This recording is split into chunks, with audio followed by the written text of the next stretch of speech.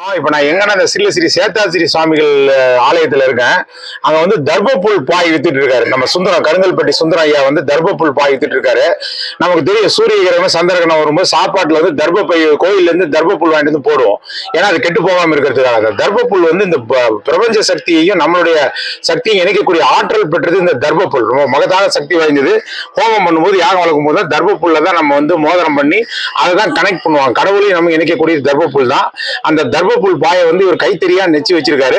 இந்த தர்பப்புல் பாயில உட்காந்து தியானம் பண்ணாலோ யோகா பண்ணாலோ நம்ம வழக்கமா கிடைக்கக்கூடிய பவரோட நல்ல பலன்கள் கிடைக்கும். இந்த தர்பப்புல் பாயை பத்தி சுருக்கமா சொல்லுங்க. தர்பப்புல் பாயில உட்காரும் போது நம்ம மூலாதாரம் இதுல பட்ட உடனே மூலாதாரம், சுவாதிஷ்டானம், மணிப்பூரகம், அநாதகம், விசுத்தி, ஆக்கை, சகசரா 7 சக்கரங்களும் ஆக்டிவேட் ஆகிறப்ப மன அமைதி, மன ஒருநிலைப்பாடு வந்துடுதுங்க. அதனால இதுல உட்காரும் போது நமக்கு ஒரு நல்ல சந்தோஷமான நிலை ஏற்படும். அடுத்தது வந்து நமக்கு வந்து எந்த